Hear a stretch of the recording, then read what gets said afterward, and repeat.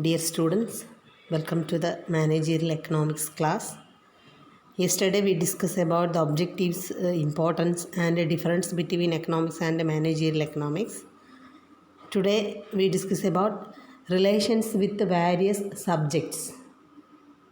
ഇന്ന് നമ്മൾ managerial എക്കണോമിക്സും different other സബ്ജക്ട്സുമായിട്ടുള്ള റിലേഷൻഷിപ്പാണ് നമ്മളിന്ന് നോക്കുന്നത്. അതിൽ എന്തൊക്കെയാണ് നമുക്ക് നോക്കാം.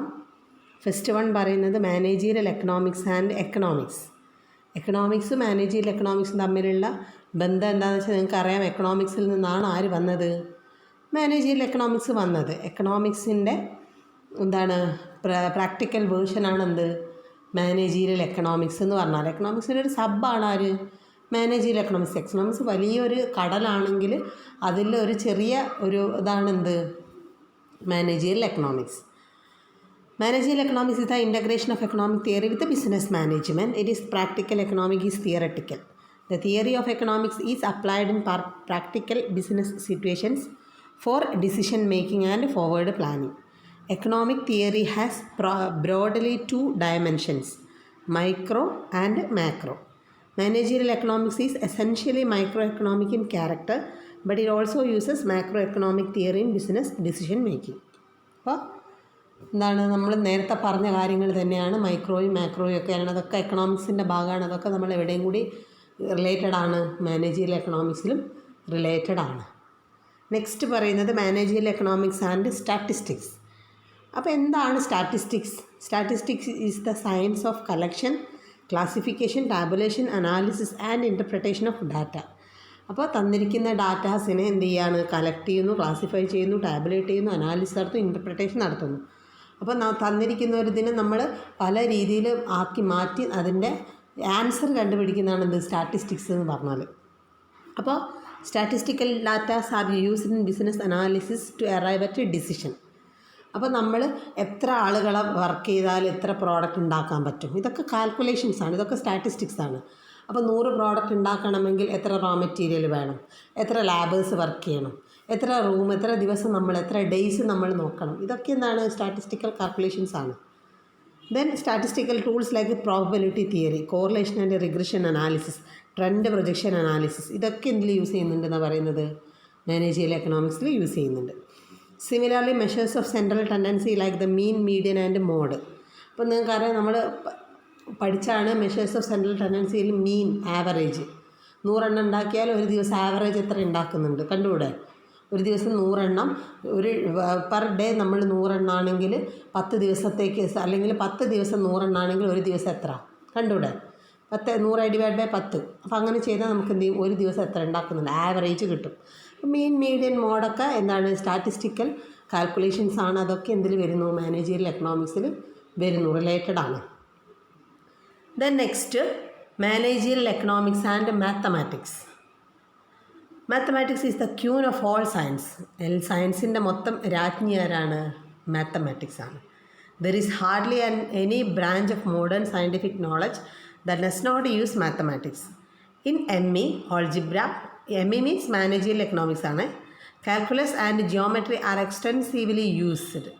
The use of mathematics gives exactness and accuracy to facts and facilitate decision making. അപ്പോൾ മാത്തമാറ്റിക്സ് ചെയ്താൽ എന്തായിരിക്കും? ശരിയായിരിക്കും. ഒന്നും കൂട്ടിയാൽ 2 കിട്ടും, അറിയാലോ. അപ്പോൾ മാത്തമാറ്റിക്സ് എന്താണ്? കറക്റ്റാണെന്ന് പറയാം. അപ്പോൾ നമ്മൾ ഒരു ഡിസിഷൻ എടുക്കുമ്പോൾ ഈ മാത്തമാറ്റിക്കൽ ഫോമുലേക്ക് അപ്ലൈ ചെയ്ത് കഴിഞ്ഞാൽ നമുക്ക് എന്താ സംഭവിക്കുക? നമുക്ക് കറക്റ്റായിട്ടുള്ള ആൻസർ നമുക്ക് കിട്ടും.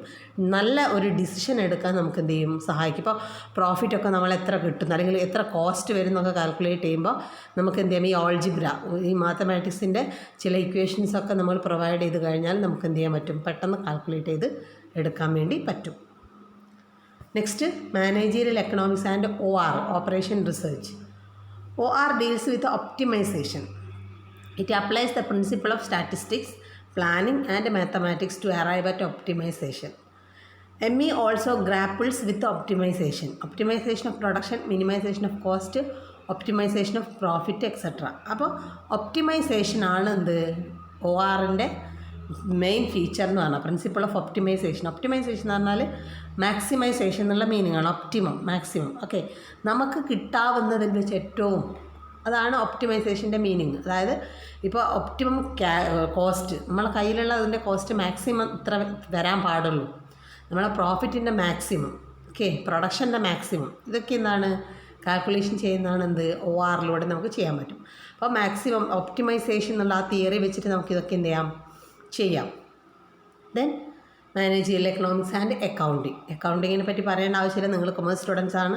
അപ്പോൾ അക്കൗണ്ടിങ് എന്താണെന്നൊക്കെ നിങ്ങൾക്ക് അറിയാം. Accounting data is the language of ബിസിനസ്സിൻ്റെ ലാംഗ്വേജ് തന്നെയാണ് എന്ത് അക്കൗണ്ടിങ് എന്നറിയാം. Balance sheet, profit loss account statement reflect the financial position and operational efficiency of the firm. Accounting data is widely used in ME. Ratio analysis used in inter-firm comparison.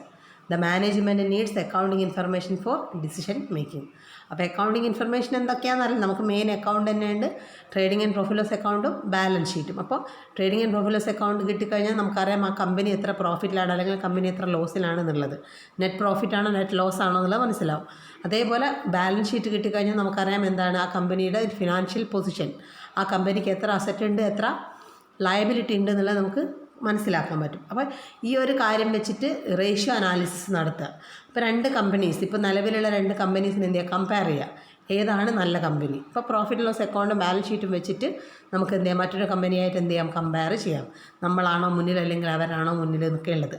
അപ്പോൾ നമ്മൾ മാനേജ്മെൻറ്റിൻ്റെ പ്രശ്നം കൊണ്ടാണെങ്കിൽ നമുക്ക് എന്ത് ചെയ്യാം, കൂടുതൽ എഫിഷ്യൻ്റ് ആയിട്ടുള്ള മാനേജേഴ്സിനെ വെച്ചിട്ട് അതെന്ത് ചെയ്യാം, നമുക്കത് റിക്കവർ ചെയ്ത് എടുക്കാം.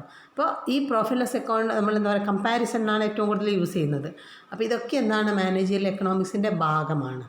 അപ്പോൾ ഈ സബ്ജക്ട്സ്, ഈ പറഞ്ഞ എല്ലാ സബ്ജക്റ്റുകളും എന്താണ് മാനേജിയൽ എക്കണോമിക്സുമായിട്ട് റിലേറ്റഡ് ആണ്, റിലേഷൻഷിപ്പ് എന്താണ് ഫോളോ ചെയ്യുന്നതാണ്. സോ നിങ്ങളിത് നോട്ട് കംപ്ലീറ്റ് ചെയ്ത് വെക്കുക. Thank you.